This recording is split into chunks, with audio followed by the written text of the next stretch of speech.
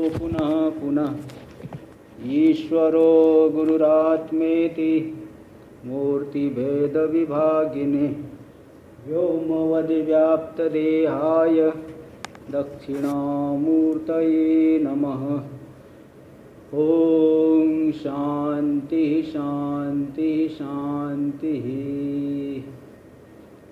वेदांत के प्रकरण ग्रंथ विवेक चूड़ामणि पर हम लोग विचार कर रहे हैं। इसमें गुरु के पास कोई जिज्ञासु गए हैं जो कि संसार से अत्यंत विरक्त है, इसलिए गुरु के सामने अपनी जिज्ञासा को प्रकट कर रहे हैं।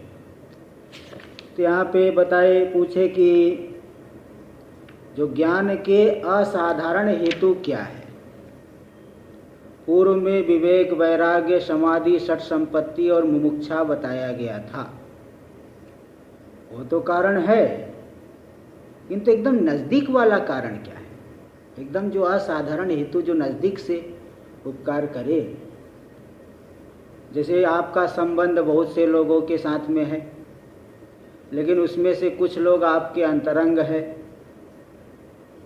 कुछ लोग रिश्तेदार होने पर भी ज़्यादा अंतरंग नहीं है, दूर से ही ऐसे ही ज़्यादा कोई मतलब नहीं रहता है ना। और कई लोग ऐसे सालों में एक बार ही उनके से व्यवहार करते हैं। तो कोई जो है दूर का संबंधी है, कोई नज़दीक का है, कोई एकदम अंतरंग होता है। इसी प्रकार जो ज्ञान का एकदम असाधारण कारण क्या है, एकदम नज़दीक वाला साधन। तो इसके लिए 48 नंबर का श्लोक आया कि श्रद्धा भक्ति ध्यान योगान मुमुक्षोः मुक्ते मुमुक्षोर मुक्तेर हेतुन वक्ति साक्षात् श्रुतेर्गिहि युवा एते सेव तिष्ठत्यमुष्य मोक्षो विद्या कल्पिता देह बंधात। देखिए, साक्षात श्रुति की वाणी, कैवल्योपनिषद में भी साक्षात ऐसा एक मंत्र आया है, उसमें ये बात आई है। तो इसमें श्रुति की वाणी बताती है कि साक्षात मुक्ति का हेतु है। किसके लिए? मुमुक्षु के लिए, जो मुक्त होना चाहता है। जो भाई मुक्त ही नहीं होना चाहता उसको कौन उठा सकता है संसार से। जैसे कोई, इसीलिए ओंकारेश्वर में महाराज जी उदाहरण देते थे कि जैसे कोई पशु है, तो बीमार है, गिर गया है। अब गिर गया पशु, तो उसको अगर उठाने वाले उठाते हैं, कोई पूंछ पकड़ लिया, कोई श्रृंग पकड़ लिया, कोई कुछ कर दिया, तो एकदम सहायता दे के उठाते हैं, उठ जाता है। लेकिन अगर वो पशु उठना ही न चाहे, तो चाहे कोई कितना भी पूंछ पकड़ के खींचे, श्रृंग पकड़ करके उठाए, कितना भी दम लगाए, यहाँ तक कि जो है क्रेन ले आओ, क्रेन से उठाना चाहो तो भी वो उठेगा नहीं, क्योंकि वो उठना ही नहीं चाहता। छोड़ेंगे फिर वो बैठ जाएगा। तो जो उठना चाहेगा उसके लिए साधन है। इसलिए यहाँ विशेषण दिए कि मुमुक्षो हो, मुमुक्षु के लिए इन साधनों को बताती है साक्षात साधन है। इन सब का अर्थ भी कर दिए कि श्रद्धा का अर्थ है गुरु वेदांत वाक्य में दृढ़ विश्वास होना चाहिए। भक्ति का अर्थ बता दिए कि निधिध्यासन। ध्यान का अर्थ बता दिए समाधान। और योग शब्द का अर्थ भी बताए चित्तवृत्ति निरोध, है ना। ये सब चित्तवृत्ति निरोध होगा तभी आपका जो है लक्ष्य में चित्त केंद्रित, बाह्य विषयों से मन हटेगा तभी लक्ष्य में चित्त केंद्रित होगा। लक्ष्य में चित्त केंद्रित होगा, श्रवण आदि करोगे, तब जा करके निधिध्यासन करोगे। और इन सब के लिए भी, तीनों के लिए उपयोगी है श्रद्धा। बिना जो है दृढ़ विश्वास के इन सब में आगे नहीं बढ़ पाएंगे। इसलिए बताया कि ये योवा एते स्वेव तिष्ठत्यमुष्य, इन सभी साधनों को मिला करके जब करेगा, है ना। जैसे कोई गाड़ी है, उसके पहिया अलग कर दो, इंजन अलग कर दो, थोड़ी लक्ष्य को पहुंचाएगी। सब जो है ठीक रहेंगे तभी लक्ष्य पे पहुंचाएगी। ऐसे इन साधनों को मिला करके एते स्वेव तिष्ठति, इन साधनों में ही स्थित हो जाता है। अमुष्य मोक्षो, उसको मुक्ति मिल जाए, उस पुरुष को मुक्ति मिल जाएगी। कहाँ से मुक्ति मिलेगी? अविद्या कल्पिता देह बंधात। अविद्या से कल्पित जो है, जो देह रूपी बंधन, ये शरीर ही बहुत बड़ा बंधन है। हाँ, देह में अभिमान जो है बहुत बड़ा पाप बंधन, बहुत बड़ा बंधन है। इसी बंधन से फिर वो मुक्त हो जाएगा, जो इन साधनों में नितराम अच्छी तरह से स्थित होगा वही व्यक्ति जो है। हाँ, इसीलिए देखिए बड़े बड़े तार्किक लोग भी वेदांती बन गए। मधुसूदन सरस्वती जी बहुत बड़े तार्किक थे, इतने बड़े तार्किक थे कि दूसरे नैयायिक भी उनके सामने कांपते थे। बंगाल के नवद्वीप में वहाँ न्याय के बहुत बड़े बड़े विद्वान हुए। तो मधुसूदन सरस्वती जी वेदांत का खंडन करने के लिए वेदांत दर्शन को पढ़ना आरंभ किए। जब भाष्य आदि पढ़े तो उनको इतना अच्छा लगा, बोले ये सब क्या है, ये सब तो सूखा काष्ठ है, वास्तव में यही ठीक है। हाँ, तो इसलिए वेदांत दर्शन में उनकी रुचि जग गई। न्याय दर्शन को छोड़ करके वेदांती बन गए और खुद उन्होंने जो है खंडन किया। अद्वैत सिद्धि लिखे, गीता का जो है गूढ़ार्थ दीपिका लिखे, सब जो है बड़े बड़े ग्रंथ लिखे उन्होंने। तो ये सब भाई जो है, जो इन साधनों में स्थित हो जाएगा वो मुक्त हो, जीवन मुक्त होते हो। मधुसूदन सरस्वती इतने बड़े ज्ञानी थे कि उनके बारे में एक श्लोक आता है, वो श्लोक शायद आप लोग नहीं सुने होंगे, बता देता हूँ। वेत्ति पारम सरस्वत्या मधुसूदन सरस्वती, मधुसूदन सरस्वत्या पारम वेत्ति सरस्वती। सरस्वती के पार को कौन जान सकता है? बोले मधुसूदन सरस्वती जान सकते हैं। और मधुसूदन सरस्वती में कितना ज्ञान है ये कौन जान सकता है? बोले कि सरस्वती ही जान सकती है। वेत्ति पारम सरस्वत्या मधुसूदन सरस्वती, मधुसूदन सरस्वत्या पारम वेत्ति सरस्वती, ऐसा वहाँ श्लोक आया। तो मतलब क्या है कि जो व्यक्ति जो है शुष्क तर्कों को छोड़ करके सही तर्क लगाएगा तो वेदांत सिद्धांत ही जो है उसे ठीक मालूम पड़ेगा। तो श्रद्धा भक्ति और ध्यान योग से नितराम जो है अगर पूरे मिला करके साधना करेगा तब विद्या से कल्पित देह रूपी बंधन से मुक्ति मिल जाएगी। तो ये जो है श्लोक का अर्थ जो है फिर से बता दिया। आगे देखिए टीका में चलेंगे हम लोग। हाँ, मुमुक्षो नीचे से कम 7वीं 8वीं पंक्ति है। मुमुक्षो पुरुषस्य मुक्तेः यानी बंध निवृत्ते, जो मुमुक्षु पुरुष है उसकी मुक्ति का मतलब होता है बंधन की निवृत्ति। भाई जेल से छूटना, जेल में था बंधन में था, और जेल से छूट गया तो बंधन से छूट गया। जेल में था बंधन में था, जेल से छूट गया। ऐसे ही यहाँ पे बंधन में है और बंधन से की निवृत्ति हो गई, यही मुक्ति है। तो उस बंधन की निवृत्ति के हेतुओं को श्रुतेर्गी, श्रुति की वाणी बताती है। श्रुतेर्गी ही, गी यानी वाणी, गी का अर्थ होता है वाणी। श्रुति की वाणी स्वयं बताती है। कहाँ आया है? कैवल्योपनिषद में आया है। श्रद्धा भक्ति ध्यान योगादवेही, श्रद्धा से, भक्ति से, ध्यान से, योग से, इससे अवेही यानी जानो, इन साधनों के द्वारा आत्मा को जानो। इति कैवल्योपनिषद, ये कैवल्योपनिषद का मंत्र है। तो साक्षात भक्ति, प्रत्यक्ष श्रुति जो है बता रही है, इन साक्षात साधनों को बता रही है। साक्षात का अन्वय दोनों तरफ लगा सकते हैं। प्रत्यक्ष श्रुति बता रही है, साक्षात इन साधनों को बता रही है। देहली दीपक न्याय एक लग होता है ना, इन साक्षात साधनों को बताती है। ते प्रत्यक्ष श्रुति। यद्वा मुक्ते है, अथवा एक अन्य प्रकार से अर्थ कर रहे हैं। ये तो विद्वानों की महिमा है कि एक ही वाक्य से नाना प्रकार के अर्थ निकाल लेते हैं, लेकिन ऐसा अर्थ निकालना है कि शास्त्र के विरुद्ध न हो। ऐसा नहीं विद्वता दिखाने के चक्कर में शास्त्र से ही हट गए। जैसे कोई जो है ड्राइवर है, तेज चलाने के चक्कर में रोड से ही बाहर साइड में उतर गया, फिर तो एक्सीडेंट हो जाएगा भाई। गाड़ी को तेज चलाने के चक्कर में, अरे रोड पे तो रखोगे तभी तो जाओगे ना। तेज चलाओ, धीमा चलाओ, लेकिन रोड पे रहेगी तभी जो है लक्ष्य को जाए। और तेज चलाने के चक्कर में रोड से उतर गए यहाँ उत्तराखंड में हर साल न जाने कितनी ऐसी दुर्घटनाएं हुई कि तो पहाड़ है, पहाड़ पे ही घूमते रहते हैं। जरा सा चूके कि गई गाड़ी नीचे। हमारे आश्रम के महात्मा लोग भी दुर्घटना में एक बार हुआ था, 2010 में घटना हुई थी। वो ड्राइवर ही सो गया, वो जो है महात्मा लोग थे और कुछ वकील थे, सब जो है मर गए, केवल एक महात्मा जिंदा बचा। महाराज जी का वो सेवक था, वो बच गया। बाकी 2 लोग मर गए, 2-3 वकील मर गए, ड्राइवर मर गया। तो भाई जो है गाड़ी को रोड पे रखना पड़ेगा। ऐसे अर्थ आप अनेक करो, लेकिन सिद्धांत के विरुद्ध नहीं। सिद्धांत के विरुद्ध कर दिए तो साइड में हट गए आप। इसलिए देखो नाना प्रकार के विद्वान लोग अर्थ निकाल लेते हैं, लेकिन सिद्धांत से विरुद्ध जरा सा भी नहीं, कोई नहीं मानेगा। देखो वही बता रहे, यद्वा मुक्ति है, यानी मुक्ति हेतु ज्ञानस्य, मुक्ति का हेतु है ज्ञान, ज्ञान के साक्षात हेतून यानी साक्षात कारणानि तो अवेही इति पद घटिता श्रुति वक्ति।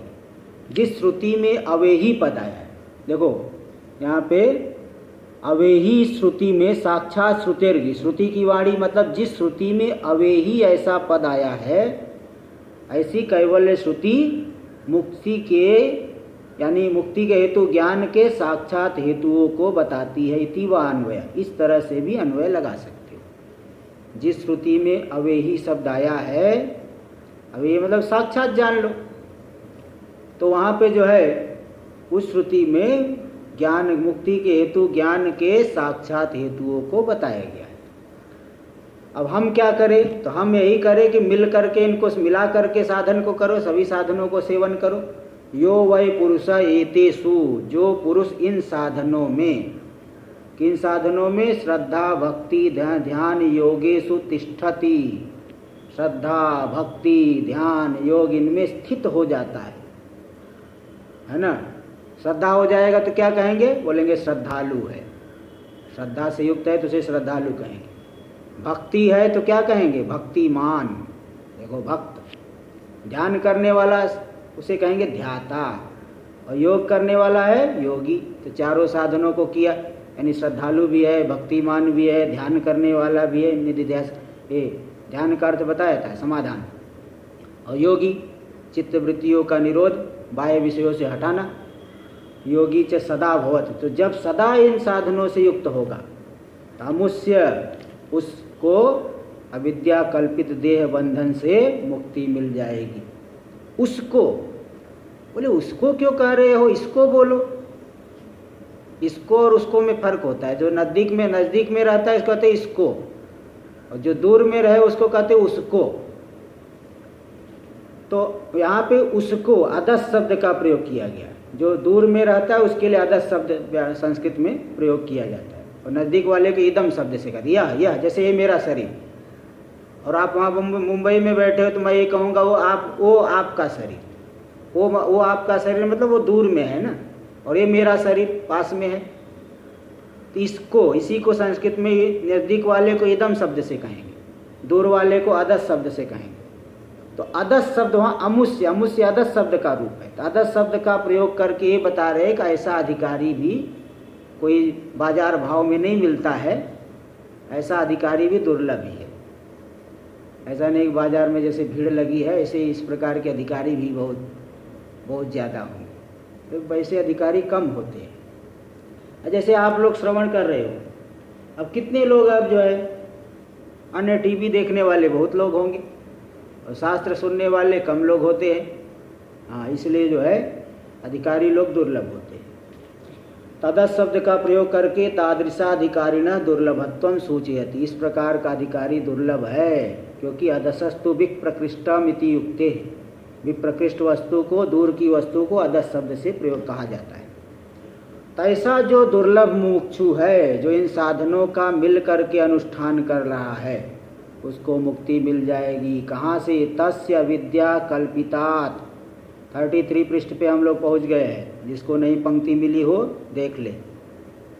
तो उसको अविद्या कल्पितात अज्ञान मूलकात देह बंधात, अविद्या से कल्पित अज्ञान मूलक, अज्ञान जिसका मूल कारण है, ऐसे देह रूपी बंधन से, यानी अहंकार आदि देह बंधन, नाना प्रकार के अहंकार, नाना प्रकार का कर्तृत्व, भोक्तृत्व बुद्धि, मैं सुखी, मैं दुखी,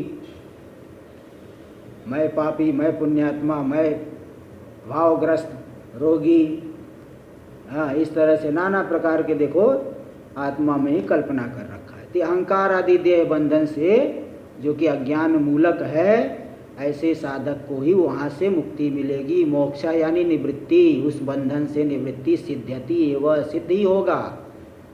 रास्ते पे चल रहा है तो लक्ष्य पे पहुँचेगा ही, सिद्ध्यति एवं, सिद्ध ही होगा। इति शेषः, ऐसा शेष सिद्ध्यति एवं इस पद को जोड़ करके अर्थ कर लेना। यो वा इत्यत्र वै इति अवधारणे, यहाँ यो वा शब्द का अर्थ है वै का अर्थ है अवधारण, ऐसा ही, अवधारण निश्चय, और अंत में इसको जोड़ना, जैसे ऊपर दिखा दिए सिद्ध्यति एव, अंत में जोड़े ना, एव वै का अर्थ है एव, सिद्ध्यति एव, वै शब्द से एव आया, अंत में ऐसे जोड़ लेना, सिद्ध ही होगा। एतेषु इत्यत्र अवधारणम, और एक पहले और अवधारण एतेषु एव, इन साधनों में यह उदाहरण आया तो उक्त साधन अन्य निष्ठत्वम वारयति, इन साधनों को छोड़ करके अन्य साधनों में निष्ठ मत हो जाओ। कर्म करेंगे, हाँ कर्म करेंगे तो मिल जाएगा, वो सब कर्म और वाली बुद्धि अब मुमुक्षु को छोड़ देना चाहिए। कर्म से मिलेगा, कर्म में हाँ अभी आप गृहस्थ है तो भाई कुछ तो करेंगे, लेकिन यह है कि वहाँ पे इसी से मुक्ति मिल जाएगी, ऐसी बुद्धि को छोड़ देना। इसलिए उन साधनों में निष्ठ नहीं होना, इन साधनों में निष्ठ होना है, उनको धीरे धीरे छोड़ देना है, धीरे धीरे तिलांजलि दीजिए उन साधनों को, और इन साधनों को पकड़िए ज़्यादा, हाँ तभी जो है ज़्यादा कल्याण होगा। चलिए अब यहाँ आगे बता रहे हैं कि ज्ञान से कैसे मतलब प्राप्ति हो जाएगी, ये समझ में नहीं आता। जान लूँगा तो मुक्ति हो जाएगी, तो बोल रहे भाई ज्ञान से इसलिए मुक्ति मिल जाएगी क्योंकि संसार अज्ञान से अनुभव में आ रहा है। देखिए अगर संसार सत्य होता तो सत्य वस्तु को जानने मात्र से मुक्ति नहीं मिलती। जैसे सर्प अगर असली है तो आप कितनी 5 बार देखो चाहे 10 बार देखो, वो असली है, वो आपके देखने मात्र से हटने वाला नहीं है कि सांप आपके देखने से जो है हट जाएगा, मर जाएगा, नष्ट हो जाएगा, ऐसा नहीं। असली सांप है तो आपके देखने मात्र से निवृत्त नहीं होगा। ज्ञान से वही वस्तु निवृत्त होती है जो अज्ञान से कल्पित होती है। ये बात तो दिमाग में जरूर बैठा लेना कि कौन सी वस्तु ज्ञान से निवृत्त होगी, जो अज्ञान से कल्पित वस्तु है। भ्रांति से आपको किसी वस्तु का अनुभव हो रहा है, आप अगर उसके बारे में पता करोगे, अधिष्ठान का ज्ञान होगा, वस्तु की सच्चाई मालूम पड़ेगी, ये वस्तु थी ही नहीं, केवल दिख रही थी। तो ज्ञान से निवर्त क्यों होगा? क्योंकि ये जो बंधन है अज्ञान से कल्पित है। जैसे स्वप्न में आप सो गए हो तो नहीं जान रहे हो स्वरूप को, तो विपरीत भाव को जानते हुआ विपरीत भाव की प्राप्ति। ऐसे जागृत काल में भी नाना प्रकार के विपरीत भाव का अनुभव करते हो। शत्रु को मित्र समझ बैठे, मित्र को शत्रु समझ बैठे।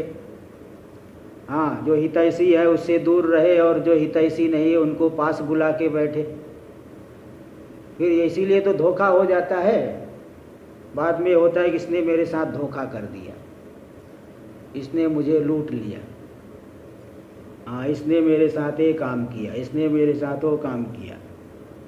तो मतलब ये भ्रांति ही तो है, और क्या है।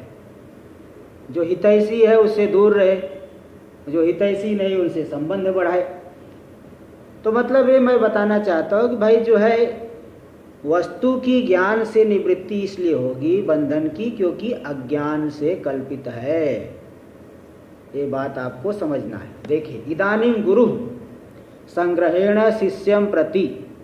अब गुरु जो है संक्षेप में, बहुत ज़्यादा विस्तार इसी को बताने लग जाए तो शिष्य भी जो है खिन्न हो जाएंगे। इसलिए संक्षेप में बता रहे हैं कि संस्कृति का जो हेतु, संस्कृति यानी संसार, संसार का जो हेतु है और तन्निदानम उसका जो मूल कारण है।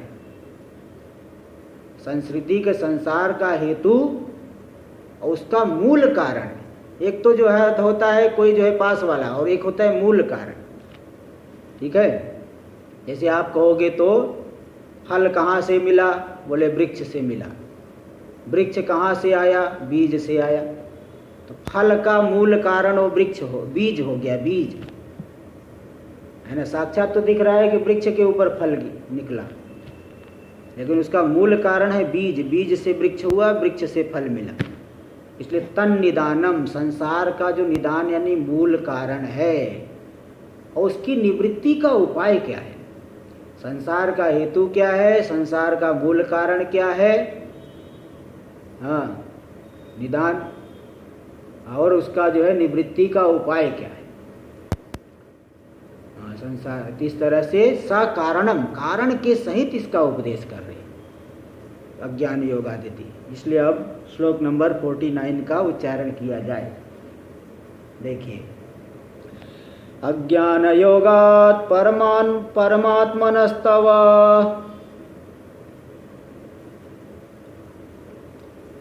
यनात्मबन्धस्तत एव संसृतिः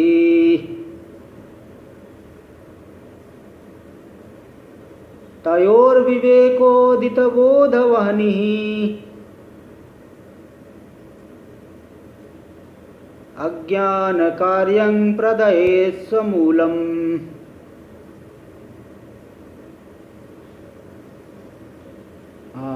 अज्ञान योगात् परमात्मनस्तव।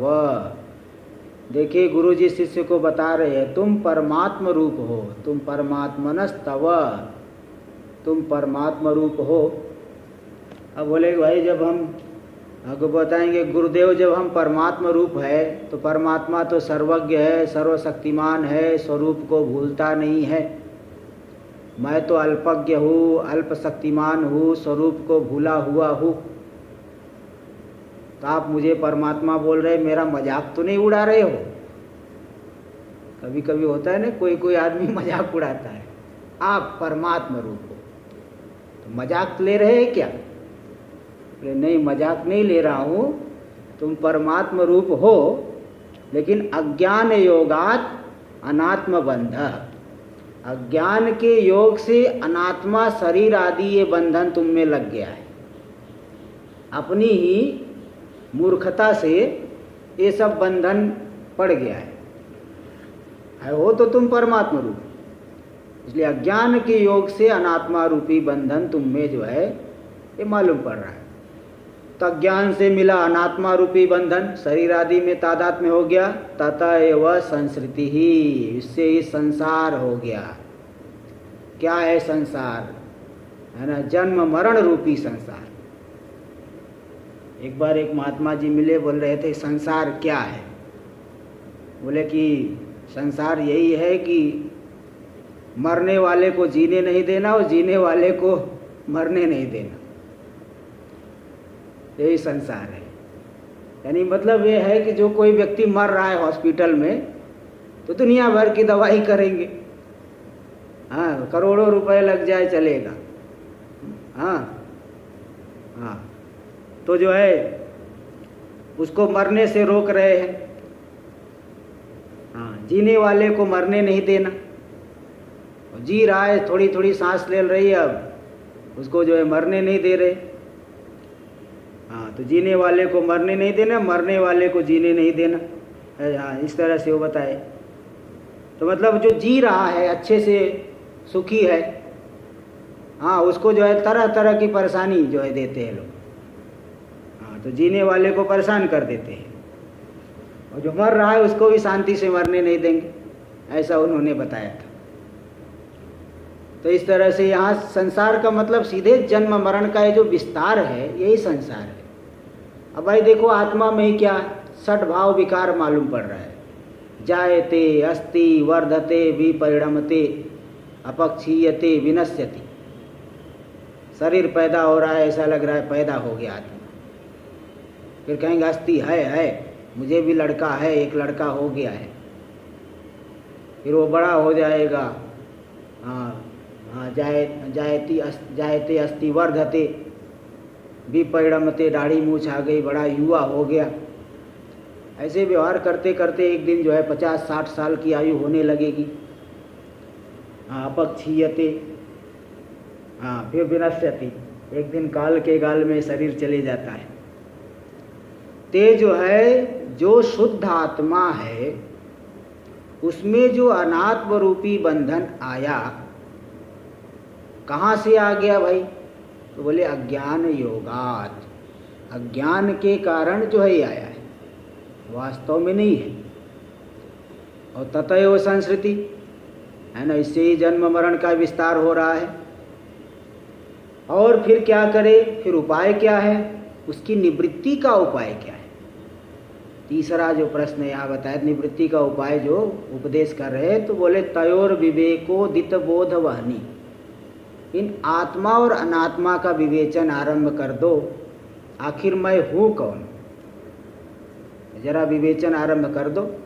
जैसे कोई जो है चावल में कंकड़ मिला हुआ है, एक एक कंकड़ निकालते निकालते पूरा चावल शुद्ध हो जाता है। ऐसे ही पांचों कोशों का विवेचन करते करते करते करते मैं अन्नमय कोश नहीं हूँ, प्राणमय कोश नहीं हूँ। अन्नमय कोश शरीर जो है स्थूल है, मोटा पतला। आत्मा थोड़ी मोटा पतला है, आत्मा तो आनंद स्वरूप है, व्यापक है। इसी प्रकार प्राणमय कोश से विवेचन करो। प्राणमय कोश आत्मा नहीं हो सकता, क्योंकि प्राण परिणामी है, जानने में आता है। जो दृश्य है वो दृष्टा नहीं, जो दृष्टा है वो दृश्य नहीं। शरीर को आप देख रहे हो, प्राण को भी जानते हो, यहाँ तक कि आपका मन क्या संकल्प विकल्प कर रहा है ये भी आप जानते हो, इसलिए आप मनोमय कोश भी नहीं। और जो निश्चयात्मिका बुद्धि वृत्ति है, विज्ञानमय कोश, उसको भी आप जानते हो, क्योंकि आप निश्चय, देखो मैंने निश्चय कर लिया, ऐसे व्यक्ति जो है बड़े अभिमान से बोलता है, मैंने निश्चय कर लिया।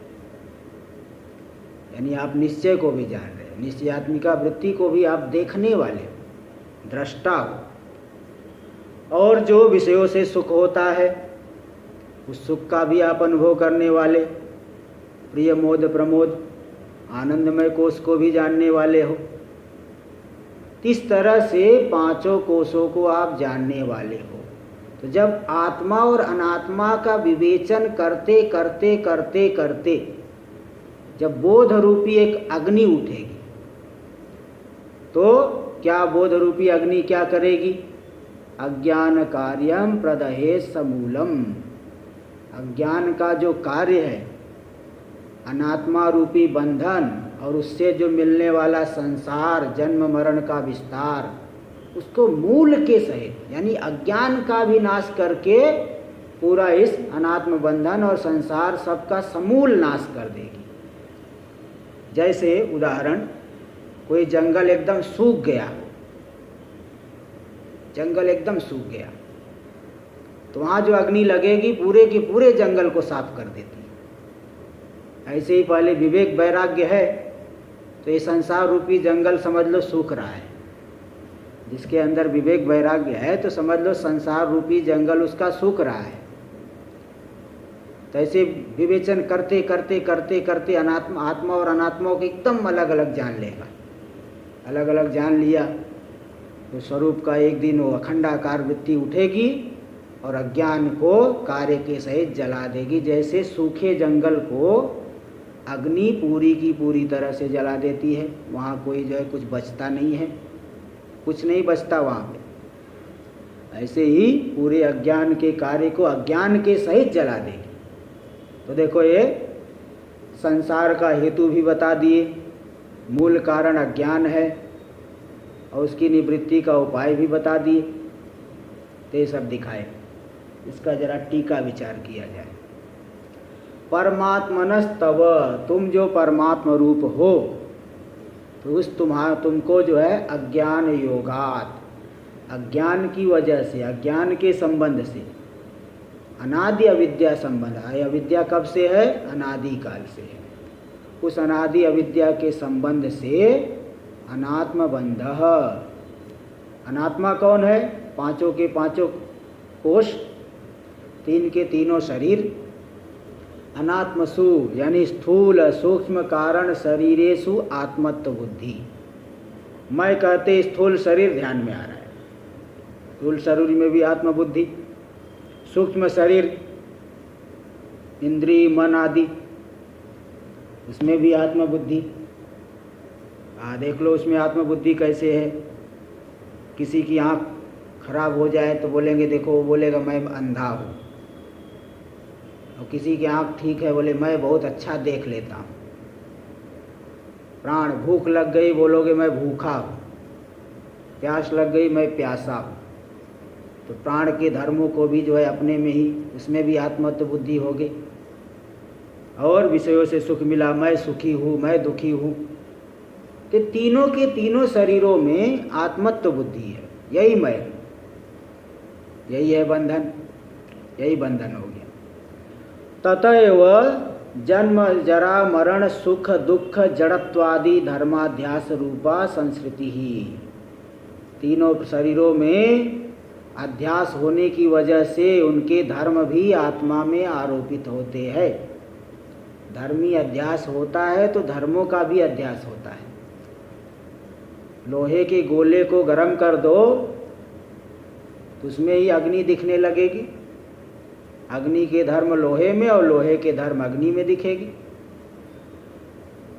इसलिए उससे जन्म जरा मरण, जन्म का अनुभव हो रहा है, जरा का अनुभव होने लगा, मृत्यु का शरीर जो है लिंग शरीर छोड़ करके स्थूल शरीर को चले गया तो मृत्यु हो गई बोल देंगे। कोई विषय मिल गया इष्ट विषय, कोई मैं सुखी हूँ, कोई अनिष्ट विषय आ गया दुखी हूँ। जड़त्व, शरीर जड़ है, अपने जड़ शरीर की जड़ता, बुद्धि की जड़ता को आत्मा में ही। जैसे किसी दिन आपका दिमाग ठीक नहीं है, बुद्धि ठीक नहीं, बोलेगे अरे आज तो मैं कुछ सोच ही नहीं पा रहा हूँ, आज तो जो है एकदम ठप हो गया है, ऐसा लग रहा है पूरा एकदम काला काला दिख रहा है। सब इनकी जो है जड़ता को आत्मा में आरोपित कर देते हैं। इन धर्मों का अध्यास रूपा, शरीर के धर्मों का, स्थूल शरीर के धर्मों का, सूक्ष्म शरीर के धर्म और कारण शरीर के धर्मों का अध्यास, अध्यास मतलब आरोप, उसके धर्म का यहाँ पे आरोप रूपा ये संसार जो है अनुभव होता है। फिर इसको दूर कैसे करें? तो तयो आत्मा नात्मनो, ये जो आत्मा और अनात्मा है, आत्मा तो सच्चिदानंद स्वरूप है, व्यापक है, जानने वाला है, और ये तीनों के तीनों शरीर जानने में आ रहे हैं। इसलिए आत्मा नात्मनो विवेकोदित बोधवानी, इन दोनों का विवेचन करते करते करते करते उससे जो, देखो भाई कोई स्वभाव में प्रतिष्ठित होना नहीं पड़ता, केवल आप विपरीत जो है धर्मों को हटाइए, अध्यारोप को हटाइए। जैसे आप ईशावास्य उपनिषद में पढ़े ही होंगे कि भाष्य में जो उदाहरण आया कि चंदन की लकड़ी अगर कीचड़ में गिर गई है तो सड़ जाती है, दुर्गंध आने लगती है। और उसकी दुर्गंध को हटाने के लिए कोई सेंट नहीं छिड़कना पड़ेगा, उसको लाओ अच्छे से रगड़ करके धो लो, थोड़ा सड़ा हुआ हिस्सा घिस करके निकाल दो, बस अपने आप सुगंध जो है प्रकट हो जाएगी।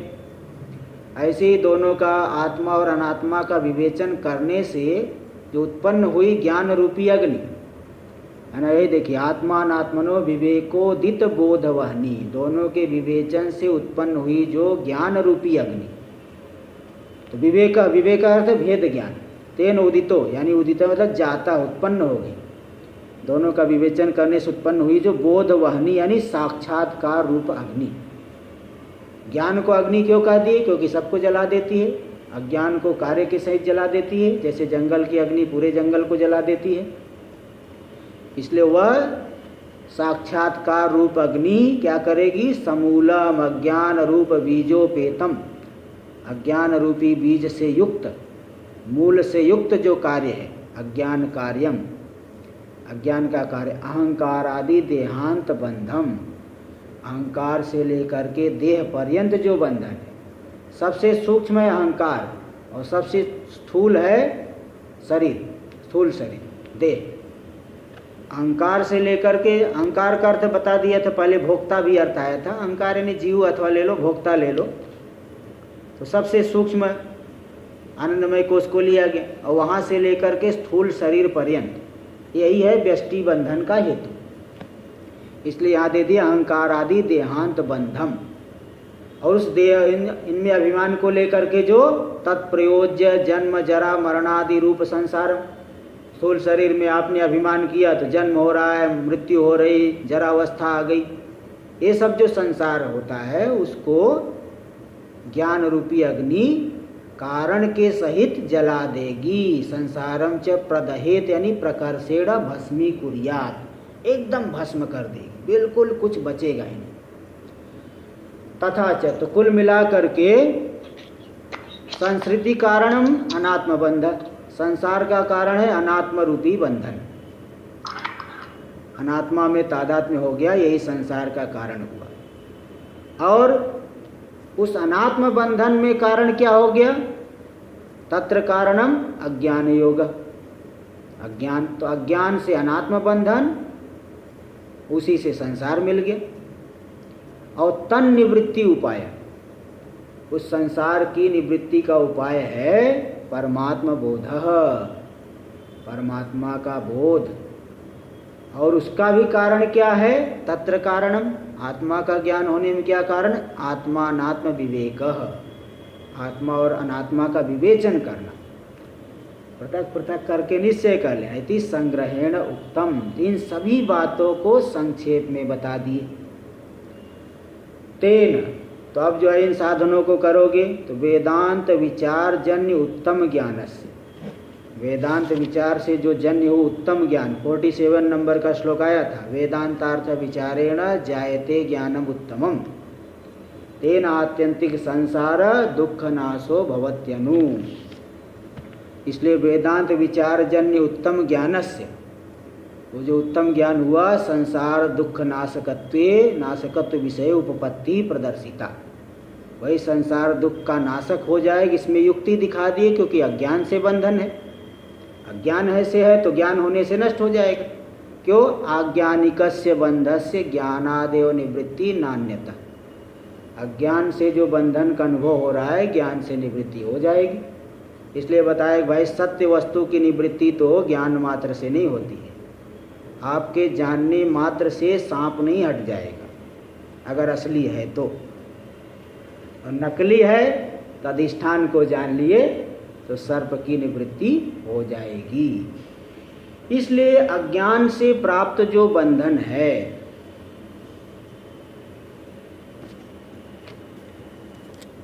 कि अज्ञान से प्राप्त बंधन की निवृत्ति ज्ञान से हो जाएगी, ये बता दी। ये श्लोक नंबर 49 पूरा हुआ। अब श्लोक नंबर 50 का पहले अवतरण देखते हैं। इत्थम गुरु मुखारविंद निर्गलित वाक्य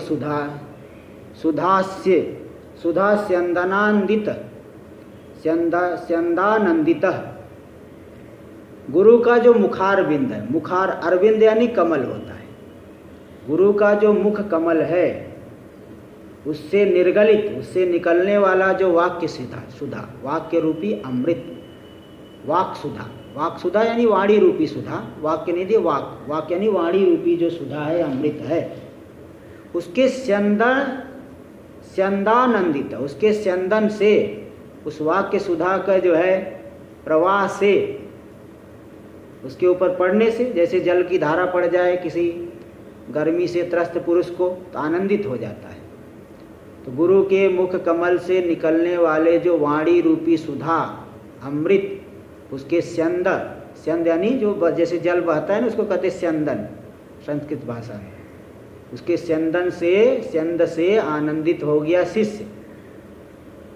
तो वह जो शिष्य है तन मुख कलश निर्गलत वाक्य, गुरु के मुख रूपी जो कलश घड़ा, उससे निरर्गल नहीं, विघ्न से रहित जो निर्गलत वाक्य, निकलने वाला जो वाक्य है, उस वाक्य पीयूष यानी अमृत होता है, उसके पारावार में गाढ़ंग निमंक्षुहु, यानी गुरु के मुख कलश से निर्विघ्न रूप से निकलने वाली जो वाक्य सुधा है, वाक्य अमृत, उसके पारावार में, आर पार में जो गाढ़ंग निमक्षु, पूरी अच्छी तरह से डूबने मज्जन करने की इच्छा वाला जो शिष्य, जैसे कोई व्यक्ति आता है, देखता हूँ बहुत दूर से आया है ऋषिकेश में, तो गंगा जी में देखता हूँ घंटों स्नान करता है।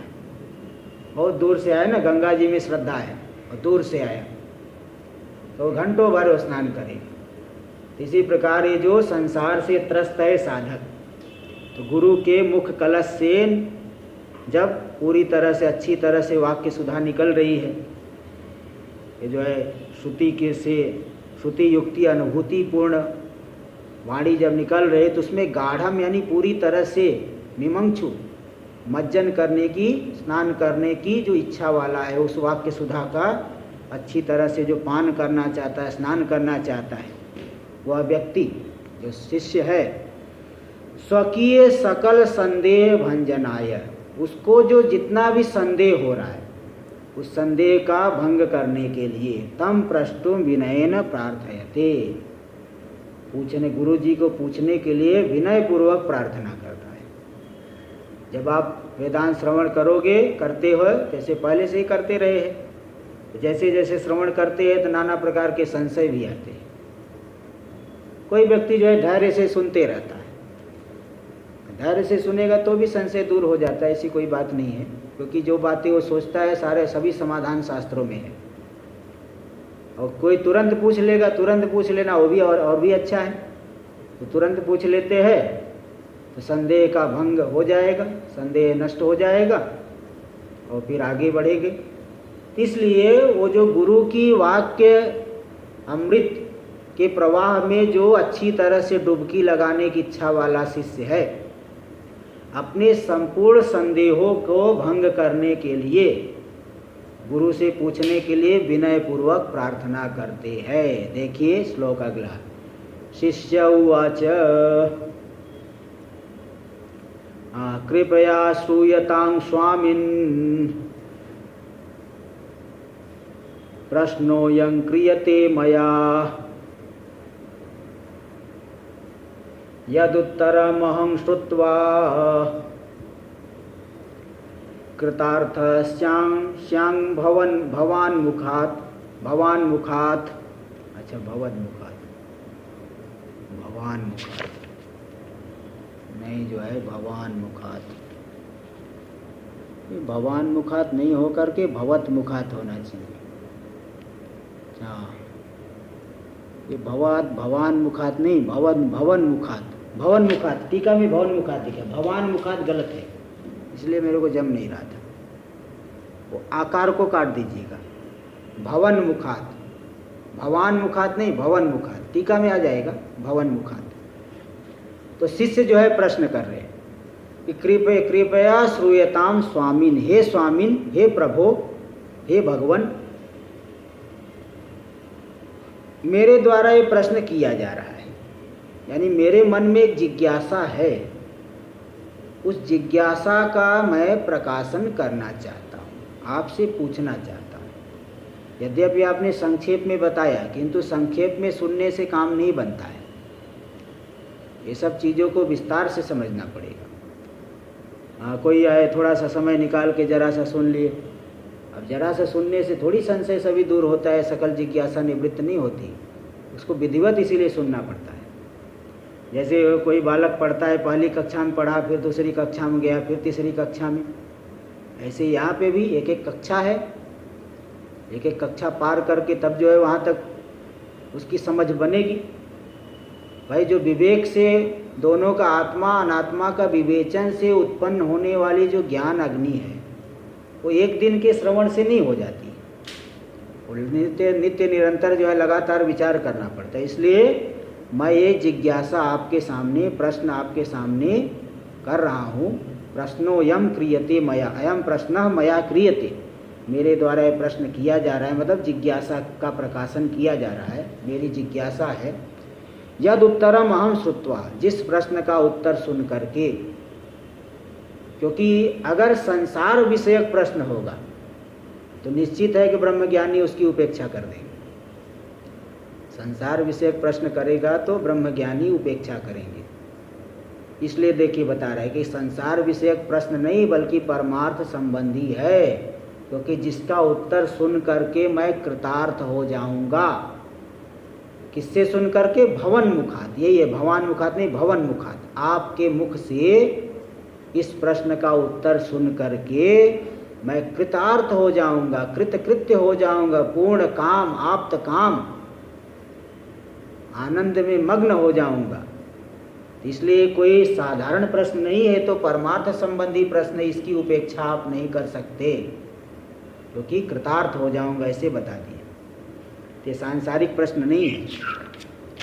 देखिए क्या भवन यानी भवन मुखात मतलब आपके मुख से। भवन यानी आप। हाँ देखिए, भवान, भवान जो संस्कृत भाषा में आप कहना है ना, तो बोलेगा भवान, भवान कुत्र गच्छति, आप कहाँ जा रहे? तो भवन मुखात मतलब आपके मुख से। हाँ, आपके मुख से। चलिए आगे देखें, टीका। एतेन, अब देखो शिष्य ने निवेदन करके फिर प्रश्न किया। ते बात जो है शिष्टाचार सभी को सीख लेना चाहिए कि देखो, एतेन गुरु सन्निधौ अनिवेद्य प्रश्नो न कर्तव्य। गुरु की सन्निधि में बिना निवेदन किए प्रश्न नहीं करना चाहिए।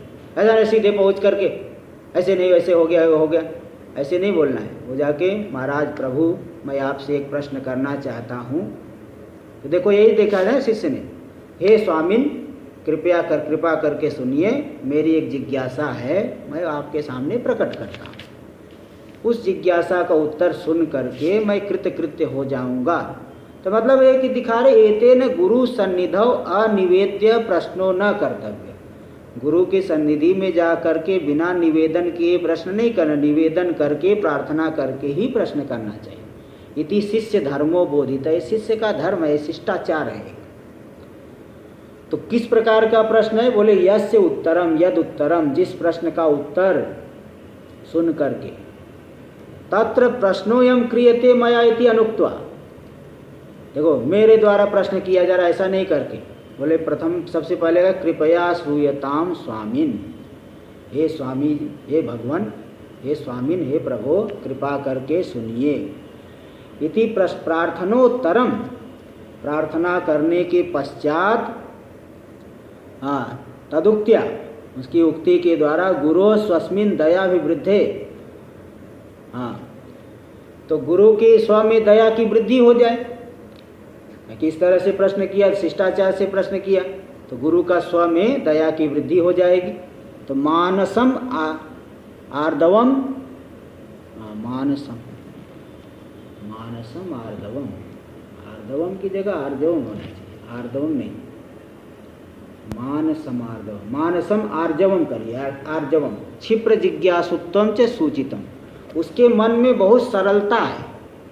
मानसम आर्जवम, उस शिष्य के मन में अत्यंत सरलता है, इसलिए बड़ी सरलता से झुक करके, हे स्वामिन मेरी इस प्रश्न को सुनिए। सीधे सीधे नहीं कहा कि मैं ये प्रश्न कर रहा हूँ, सीधे कृपा करके मेरे इस प्रश्न को सुनिए। तो प्रार्थना करके जो कथन किया उस उक्ति से जो है, किस लिए कि गुरु स्वस्मिन दया अभिवृद्धे, गुरु का मुझ में जो है दया बढ़ जाए, उनकी कृपा बढ़ जाए। इसके लिए मानसम आर्जवम, मन में जो उसके सरलता है, और क्षिप्र जिज्ञासुत्वम च सूचित, क्षिप्र जिज्ञासा है, अत्यंत जिज्ञासु है, ये भी सूचित हो गया। तो प्रश्न कर रहा है यानी तुरंत जानना चाहता है, अत्यंत जिज्ञासु है, मन में उसके बहुत सरलता है, ये भी सूचित हो गया। तो भवन मुखात् श्रुत्वा इत्यनेन, आपके मुख से सुन करके, यानी आप ही मुझे ये सब बता करके संसार सागर से पार कर सकते हो। तो भवन मुखात् श्रुत्वा इत्यनेन, इसके द्वारा क्या दिखा दिए कि स्वस्य अनन्य शरणत्वम गमितम, मैं जो है, मेरा दूसरा कोई शरण नहीं है, मेरे आधार आप ही है, दूसरा कोई शरण आप ही इन प्रश्नों का उत्तर दे करके मुझे संसार सागर से उतार सकते। ते बात जो है यहाँ देखिए वही कि बताए कि गुरु के मुख कमल से निकले हुए जो वाक्य पीयूष में पूरी तरह से डुबकी लगाना चाहते, इसलिए संदेह का भंजन करने के लिए प्रश्न किया। और शिष्टाचार भी दिखा दिए कि निवेदन करके ही प्रश्न करना चाहिए। उसके अंदर सरलता मालूम पड़ी, क्षिप्र जिज्ञासुत्व मालूम पड़ा।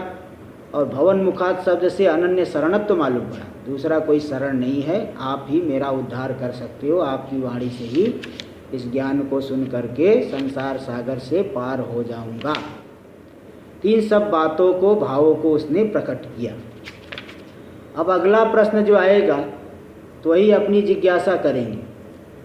इसके बाद फिर वो गुरु जी उनकी प्रशंसा करेंगे और प्रशंसा करने के बाद फिर उपाय उनको बताना शुरू करेंगे। तो मुख्य मतलब हम लोगों की ट्रेन अब पूरी तरह से प्लेटफॉर्म पे आ चुकी है, एकदम हम लोग सही जगह पे पहुंच गए, क्योंकि पूरी जो भूमिका थी वो सब भूमिका पूरी हो गई।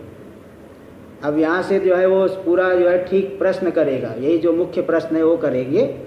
अब मुख्य प्रश्न के बाद गुरु उनकी प्रशंसा करेंगे कि भाई तुम जो है बिरले जिज्ञासु ऐसे होते हैं, तुम जो है बहुत उत्कृष्ट जिज्ञासु। तो उसकी प्रशंसा करके, जैसे आप ये देखेंगे कठोपनिषद में भी यही बात आई है। जब नचिकेता ने प्रश्न किया यमराज जी से, तो यमराज जी ने पहले बहुत परीक्षा की, परीक्षा करने के बाद जान लिया कि वास्तव में जिज्ञासु है, फिर जो उसकी बहुत प्रशंसा की है। तो फिर नचिकेता ने दोबारा प्रश्न किया, फिर जाके उत्तर देना शुरू किए। बस यही यहाँ पे भी शैली समझिएगा, बस वही शैली कठोपनिषद वाली शैली यहाँ प्रकट कर रहे हैं। तो जो प्रश्न करेंगे अगला प्रश्न, इसको हम लोग कल करेंगे। ओम पूर्णमदः पूर्णमिदं पूर्णात् पूर्णमुदच्यते पूर्णस्य पूर्णमादाय पूर्णमेवावशिष्यते। ओम शांति शांति शांति।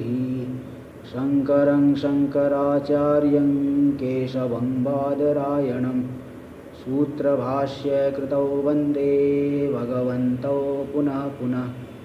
ईश्वरो गुरुरात्मेति मूर्तिभेदविभागिने व्योमवद्व्याप्तदेहाय दक्षिणामूर्तये नमः। ओम शांति शांति शांति।